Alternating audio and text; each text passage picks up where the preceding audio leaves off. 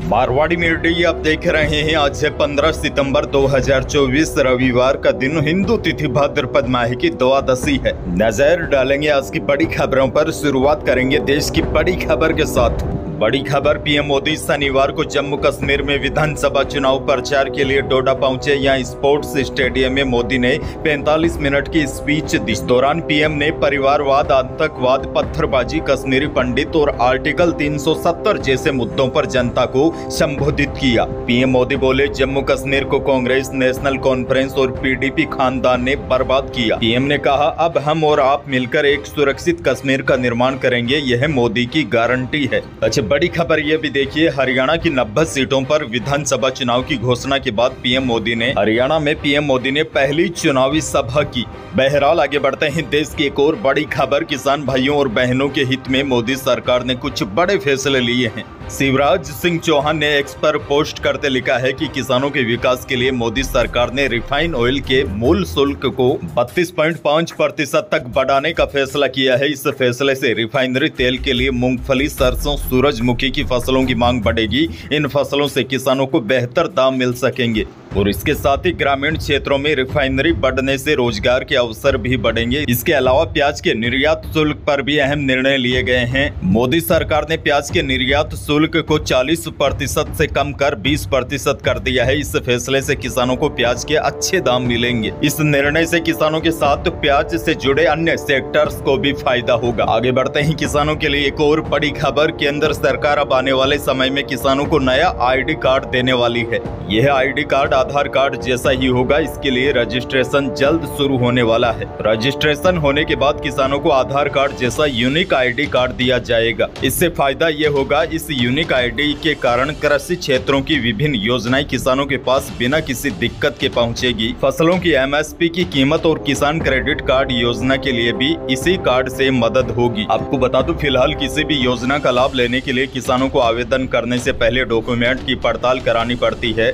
इससे किसानों का समय तो बर्बाद होता ही है, साथ ही में पैसे भी खर्च होते हैं। इसके साथ ही उन्हें तकलीफों का सामना करना पड़ता है। इसी समस्या से निजात पाने के लिए सरकार ने बड़ा कदम उठाया है। केंद्र सरकार अब प्लानिंग कर रही है, आने वाले समय में किसानों को नया ID कार्ड दिया जाए ताकि उन्हें किसी भी तकलीफ का सामना नहीं करना पड़े। सरकार किसानों की जानकारी इकट्ठा करने वाली है। वैसे ये ID कार्ड कब बनेगा, कैसे बनेगा, इसके लिए क्या शर्तें होगी, इसको लेकर दीपावली के आसपास सरकार दिशा निर्देश जारी कर सकती है। अच्छा, किसानों को एक और बड़ी अपडेट दे दूं।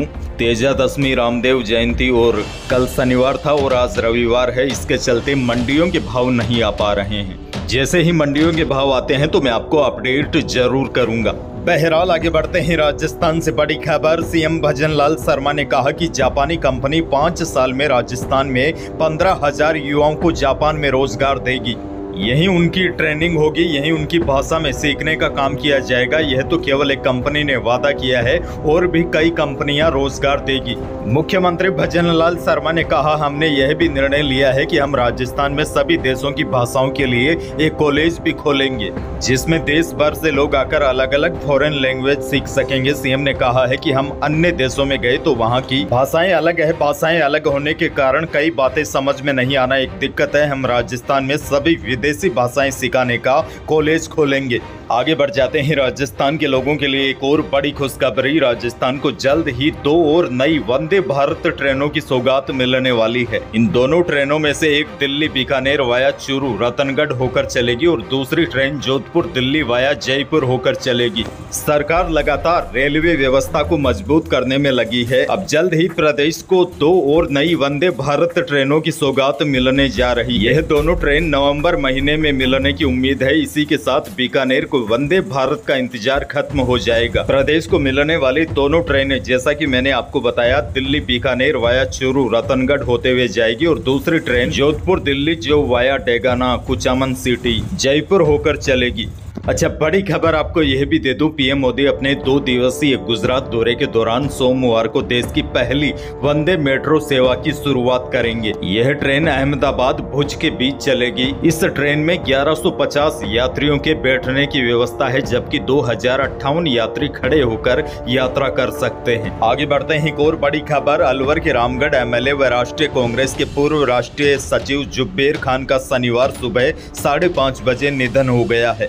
सिक्कर से बड़ी खबर। एक गांव में युवती से छेड़छाड़ करने पर ग्रामीणों ने आबकारी थाना नवलगढ़ में कार्यरत सिपाही की पिटाई कर दी। आगे बढ़ते हैं, एक और बड़ी खबर। राजनीति के जादूगर कहे जाने वाले राजस्थान के पूर्व मुख्यमंत्री अशोक गहलोत को अब कांग्रेस ने बड़ी जिम्मेदारी दी है। बड़ी खबर यह है, अशोक गहलोत को कांग्रेस हाईकमान ने हरियाणा विधानसभा चुनाव जिताने की जिम्मेदारी दी है। राजस्थान से एक और बड़ी खबर। पाली जिले से बड़ी खबर सामने आई है। यहाँ सुमेरपुर बस स्टैंड के पास दो कुख्यात बदमाशों के बीच गैंगवार हो गया। इस गैंगवार में एक व्यक्ति की मौत हो गई है, जबकि 2 लोग घायल बताए जा रहे हैं। सूचना के अनुसार सुमेरपुर के तहसील कार्यालय के निकट कार में आए 2 पक्ष आमने सामने हो गए, एक दूसरे पर हमला कर दिया। इस दौरान दोनों ही पक्षों ने एक दूसरे पर फायरिंग शुरू कर दी, जिसमें सुमेरपुर निवासी 35 साल के पंखिल परमार की मौत हो गई और सुमेरपुर निवासी 37 साल का सुरेंद्र धांची 2 गोली लगने से गंभीर घायल हो गया। आगे बढ़ते हैं, राजस्थान के किसानों के लिए एक और बड़ी खबर है। इस बार प्रदेश में हुई भारी बारिश से कई जिलों के लोगों के लिए आफत बन गई है।